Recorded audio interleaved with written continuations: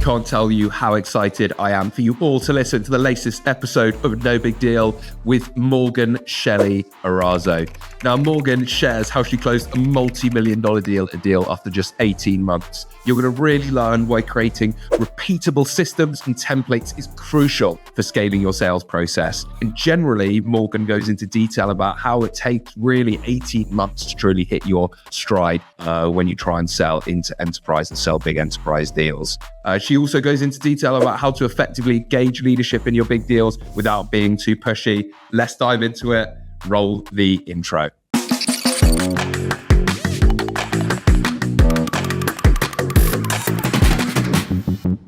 I usually ask a different question, but I'm going to start with this one today because you mentioned that you moved to New York on the 1st of March 2020, and then you lost your job, and then you became an SDR in a different company, and now, 4 years later, we're talking about you closing $1 million deal. Tell us, please, about that 4-year journey in like a snapshot, if you can. Whew, what a loaded question. I think it's like quintessential. I am a career switcher, a former teacher, quit my teaching job, and then decided I'm going to give tech sales a shot. Kind of felt like a slap in the face from the universe when I moved to New York, making it like taking a huge risk and starting my first sales job and then getting laid off due to COVID. I think it required a ton of resilience, and every single step along the way, I've been at 4 sales jobs since then, like last being at Deel. Every single stop along the way or roadblock that I've hit has been instrumental in my career and is a huge part of who I am as a seller and who I am as an employee. I also side hustle as a career coach. I do some sales consulting, and I would not be able to do that if I hadn't have had like really bad stuff happen to me along the way. And I've learned a lot, and I think that really is attributed to my success. So for anyone who's feels like they're on the struggle bus, like there can be a light at the end of that tunnel. I also feel like anyone on the struggle bus, join sales. Yeah, all of us, right? That's funny. Do you remember Brian, someone we had on here, Morgan told us the same thing. He was like, you have to get it wrong once or twice, preferably twice, to know what right feels like. You fail fast, baby. Right? Fail fast. Exactly. Yeah. Okay, so then you moved into this AE role at Deel. How long between you started and then you got this deal started? It was like almost exactly a year and a half, like my 18th month mark. Mm-hmm. And probably for 9 months prior to hitting this deal, I was really struggling internally, like feeling just like I was working so hard and none of that hard work was like paying off, or I was communicating with leadership internally. Like, I feel like I'm doing everything right. Like, what's happening? And a lot of times thought about leaving the company, a lot of times like thought about giving up, and I just like kept going. And I actually wrote a post about this, like this deal, everyone was like, wow, great commission check. Like, sure, I guess. To me, this meant so much more. Like, I needed this. Like, this felt like I like finally made it. Like, all of that hard work and feeling like nothing had paid off. Like, it just finally felt like I had like the accumulation of all that hard work. Like, this really was a trophy. And ultimately, that's why I got into sales in the first place. It's like to work really hard and be able to feel that like instant gratification of like contract signed, DocuSign complete, like check, like that. Just, I get a sick hit of like, that feels really good. And I guess that what keeps me going even through all the downtimes, right? Is why we're all crazy. But yeah. Adversely, I would say, and that's great because that's almost like one of the questions that Jack always asks at the beginning. Like, how has signing this, career transformational deal, like, inspired you to do more or anything different in your role? I was asked to speak about this internally on an all hands, and I like kind of broke through the glass ceiling a little bit. And typically people kind of, like boast on themselves a little bit, or like, attribute all of their success to leadership. And sure, I was honest and transparent about that. But like, I felt like I provided hope to my team. I felt like I was going crazy prior to this deal for like 9 months. Like, I'm really confident in what I'm doing. I'm getting really good feedback from my clients, but like, I just like, no big deals are coming through. I'm not really getting any visibility internally.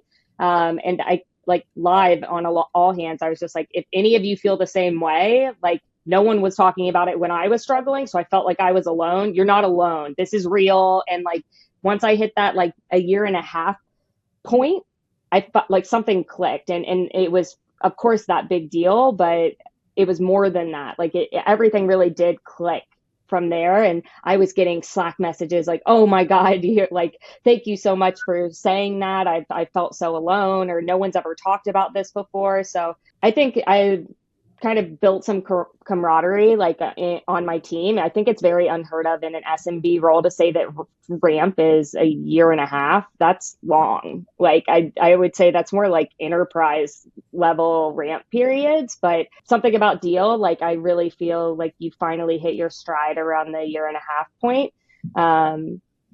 A little bit of confidence, whether that's like, fake it till you make it, or now I have some real confidence to be able to make strong recommendations to clients and lean on, like, I've seen this be most successful. This is what you should do. So it allows me a little bit more, like confidence when making recommendations to clients, when guiding a sales cycle and prescribing next steps, trying to build up. Well, I was going to say, what did it do for you internally as well?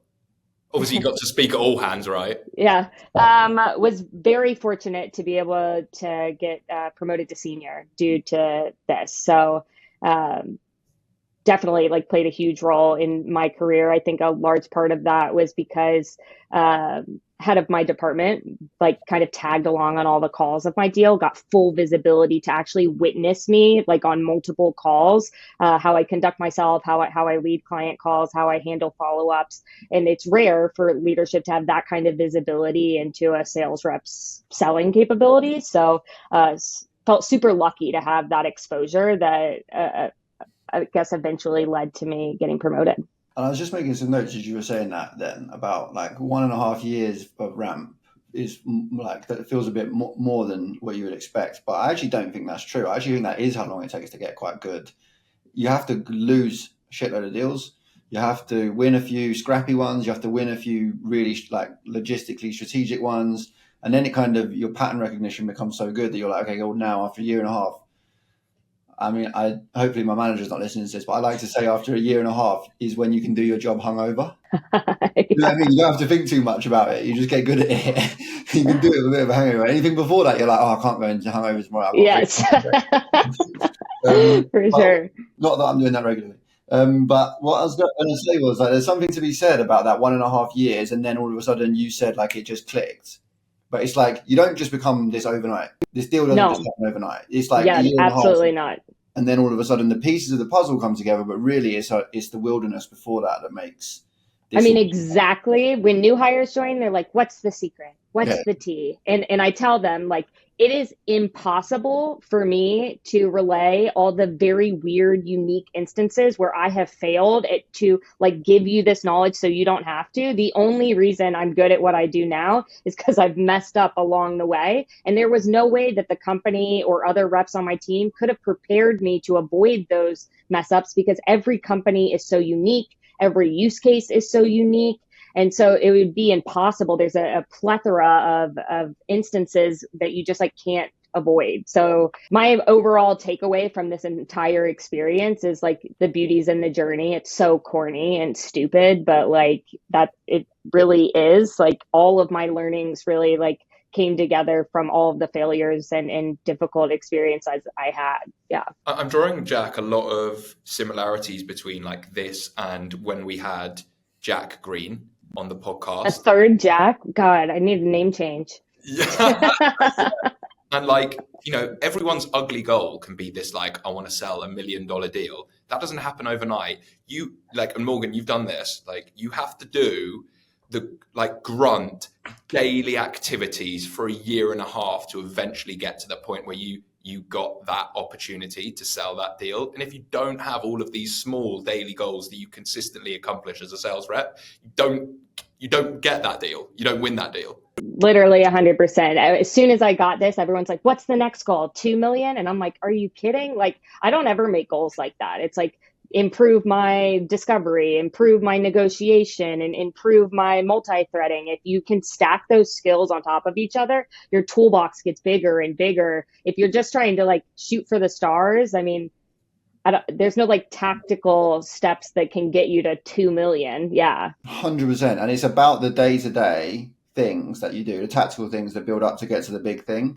We can all work backwards from the big thing. Yeah, of course. But really that means like today I've got to do 10 dials, I've got to do my discovery, I've got to catch up with one executive, I've got to write a follow-up. Like those are the things that build up. There's no, I just written again another note that you mentioned there, like there's no gone call list that you can listen to that's going to prepare you to get onboarded. You have to onboard yourself like on your own. You have to go and do it in the wild.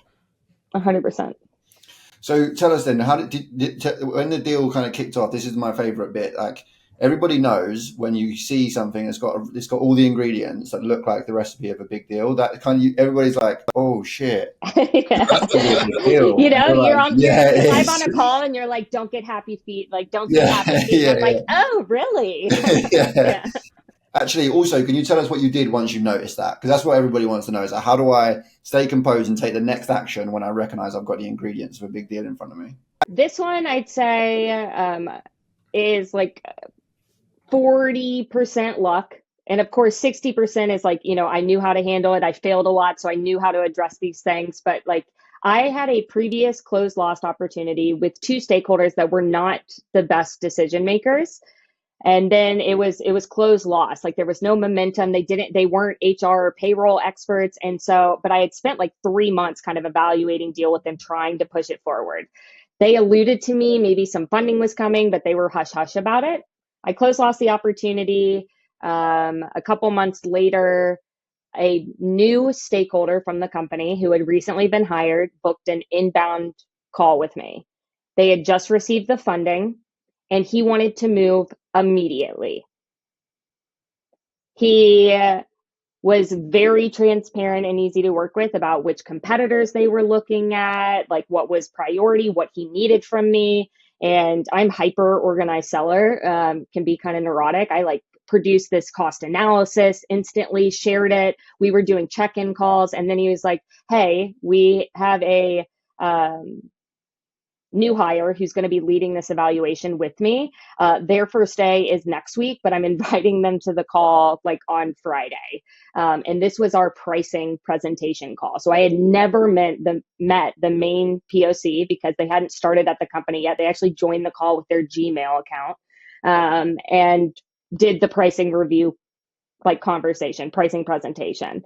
And that was the like big meeting. The reason for that is I knew that we would come in lower. They told me cost was a number one indicator of how they were going to choose a provider. And I knew that we would be more competitive than the other providers that they were looking at. We also had additional like value propositions that the others couldn't offer. We were able to support both the domestic and international workforce in one consolidated platform. So we had kind of two things going for us: cost, which was one of their number one priorities, and two, the consolidation piece, which made us different than the other two competitors that they were evaluating.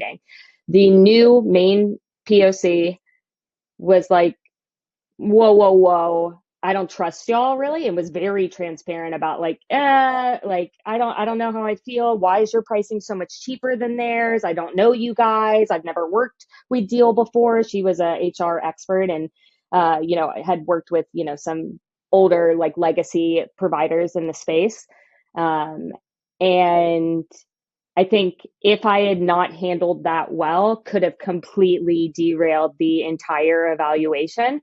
But I had leadership on that call. I had looped in leadership early, and I think that helped build a ton of a credibility and trust.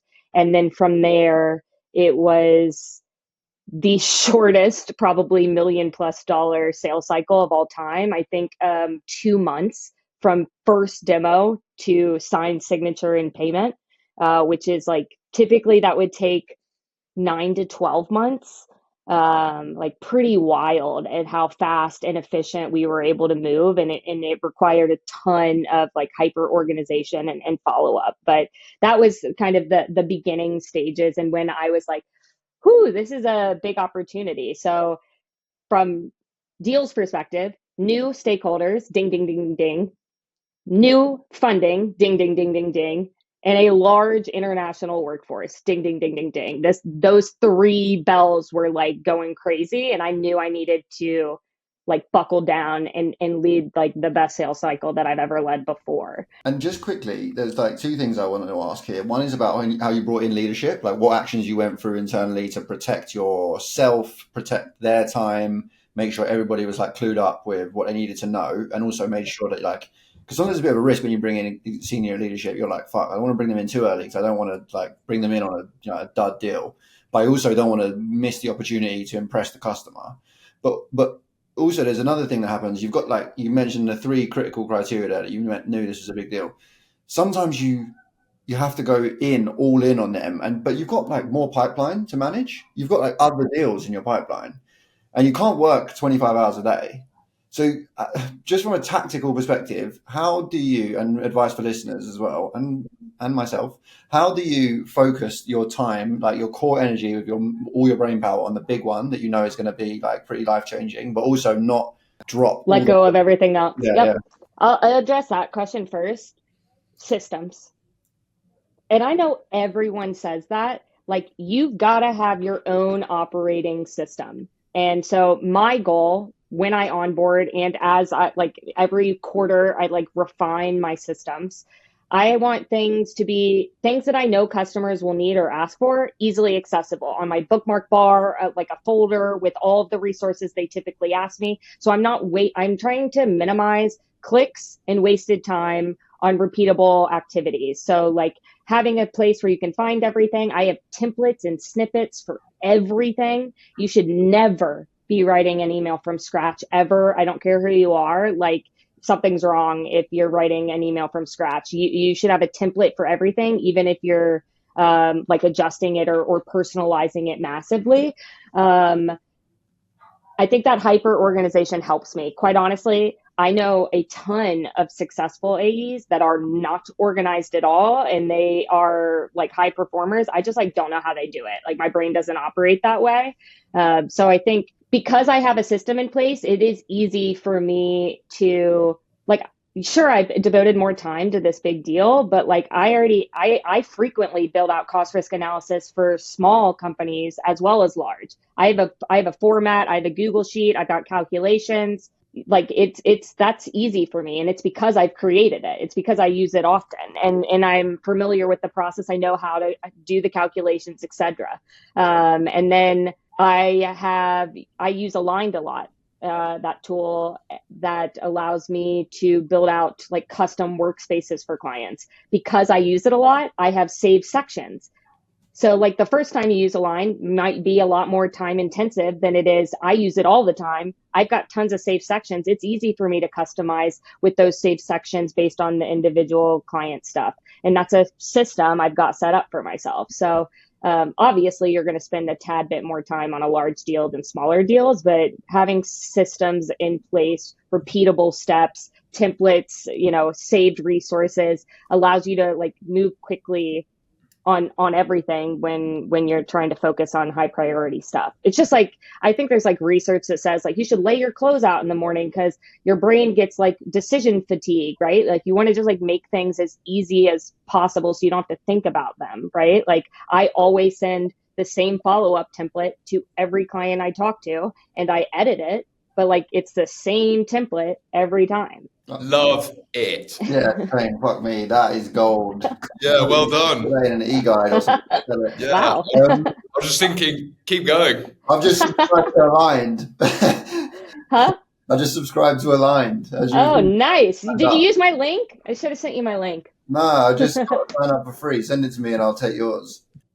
Do you know what? And I think like to touch on, I think to hammer home the point is, it's like, and especially Morgan, you said something there, which I also have the ethos in. You shouldn't, if you are writing the same email that you've already sent before, make that a template or a snippet because it's obviously repeatable. Like you want it to takes create... like 15 more seconds, right? I hate you both so much. I never do that. I've literally Really? never done Oh that. no. I probably have like 400 saved snippets and templates on Outreach right now. And anytime a new hire joins, I'm like, take 45 minutes and look at all of them I've created and duplicate them if you want them. You should never, yeah. I'll send you mine, Jack. Or even just, I love the analogy. Maybe it's like certain type of people. I do exactly the same. You know, you want to do things so it's like standard things that just make your life generally easier. What can you standardize in your everyday life, if we're talking about this in sales, that is just a repeatable process that you can just do one after the other? And do you know what the crazy thing is?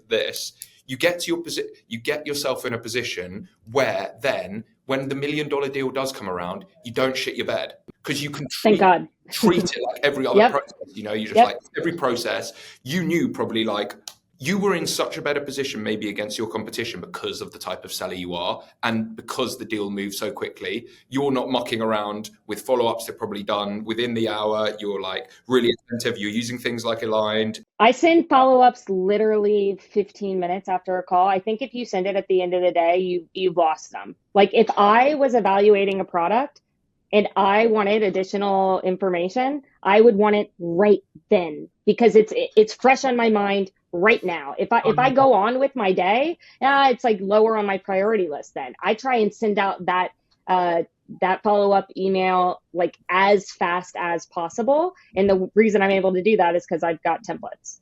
Just before you go on, I wish there was a sales guide that just gave you all of these like email templates that you could use.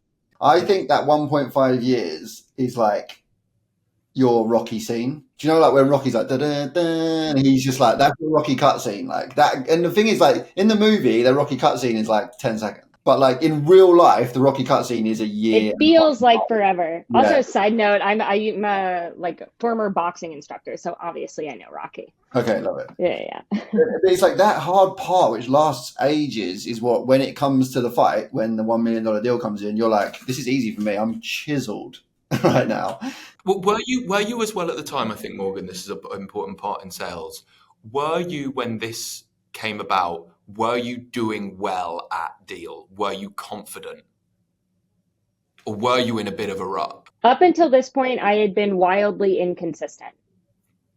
Up and down and up and down. But like my processes, my systems had not changed. And that's why I said I thought I was going insane. I was like all my colleagues are like, hey, I love your processes. Can you share this resource you've built with me? Oh my God, I listened to your gong call. You did so great. And I'm like, people are asking me for help. I'm not even hitting quota some months. Like, what is going on? And so I was confident in my abilities. I was getting compliments from clients. I just felt like nothing was like coming to fruition in the way that it should. That's why, again, this deal was just like meant so much to me. Like it felt like validation that I had been seeking for months.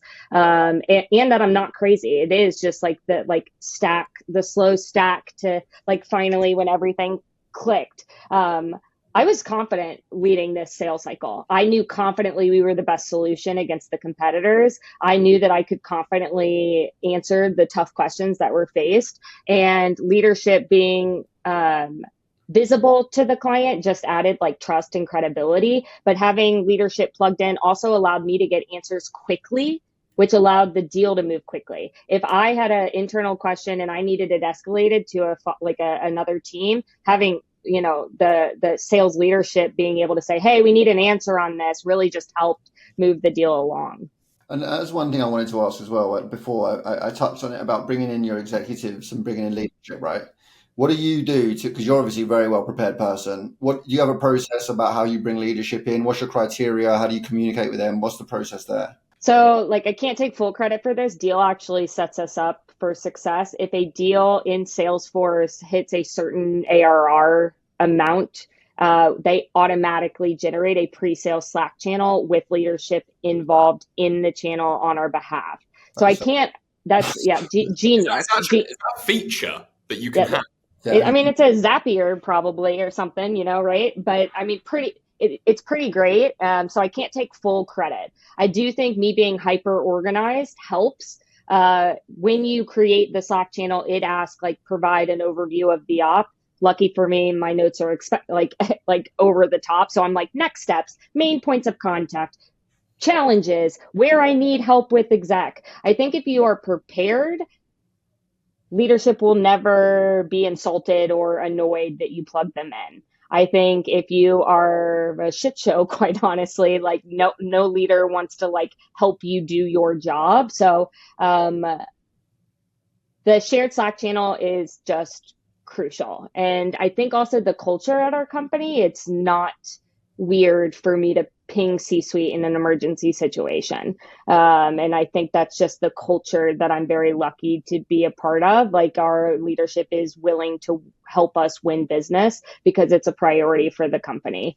So I'd say being like hyper organized and knowing like what you're doing, what's going on, I think really just helps leadership it makes it easier for them. You can ghostwrite emails for them or ghostwrite. I actually like made specific call to actions. They don't have time to read through the notes. I was like, insert name. Can you send a this LinkedIn template connect request to this LinkedIn? And I would like link the LinkedIn profile I wanted them to reach out to. So again, just like being hyper organized. So one is I'm really into, I don't know if you guys follow Nate Nasrella on LinkedIn. He's the guy from, I think it's Confluent. I can't remember the name of his company, but he talks about selling in sound bites.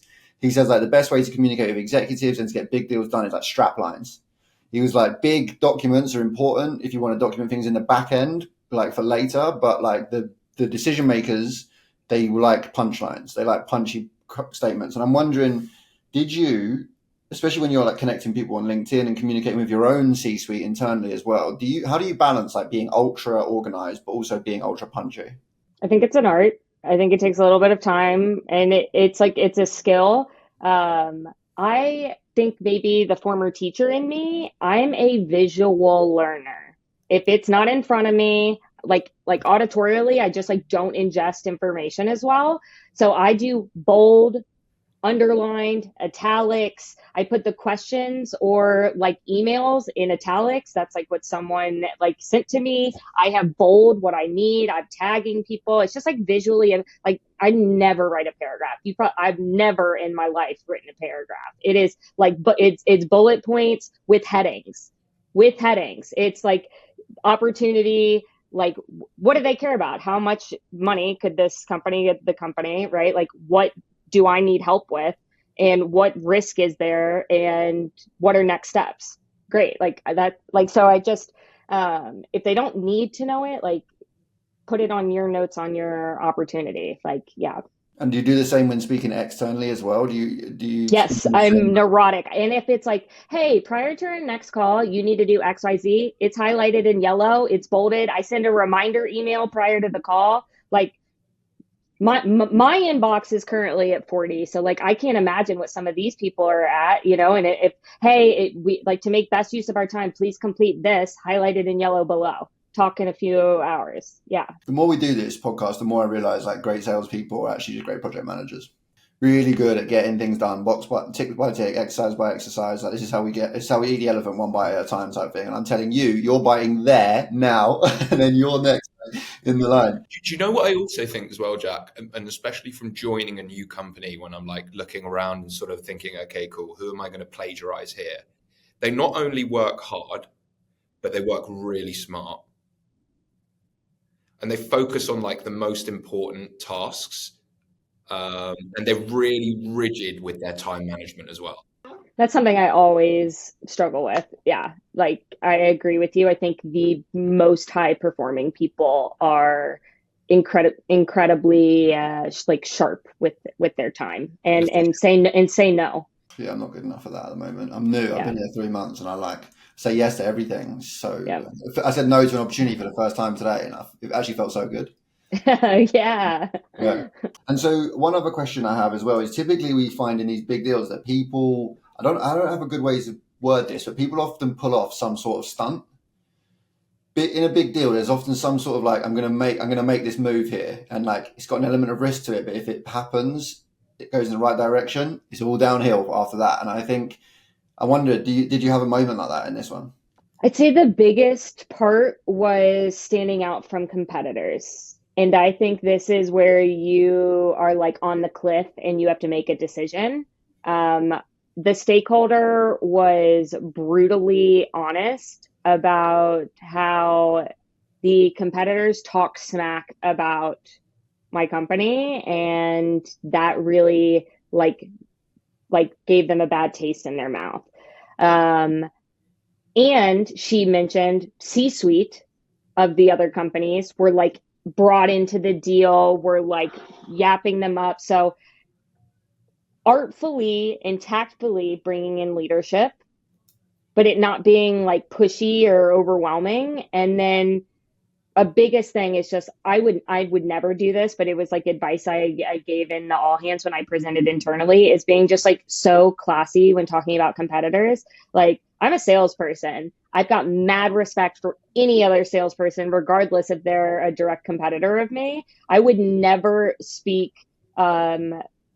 like nasty about a competitor if we're not the best solution for your company, and I didn't do a good job of telling you what you care about to let you know if we are or not the best company to suit your needs, then that's on me. And so my like advice is being incredibly specific about differentiators between a competitor and whatever you're selling, which requires you to have a little bit of experience at your company and knowledge about the competitors in order to do so. And I think that's another part of like my tenure was valuable in this deal, because if I would have gotten this deal in the first couple of months of my tenure, I would not have been as eloquent about speaking about the competitors and the key differences I knew they cared about, like live on a call.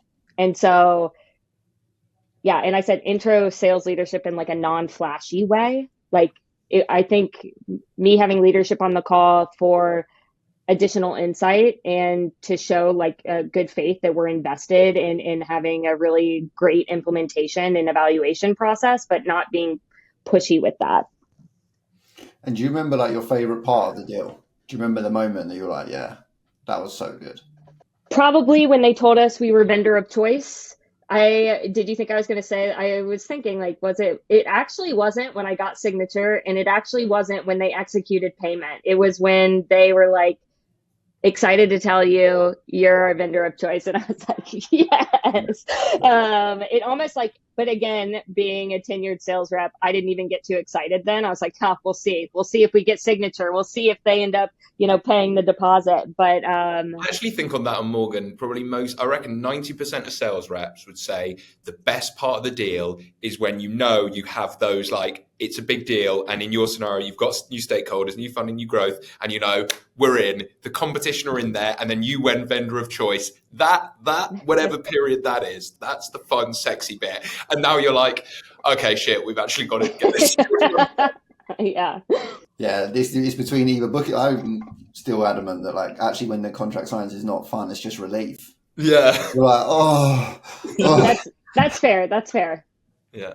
And I think finally as well, Morgan, like in your career so far, what would you say is your favorite sales memory?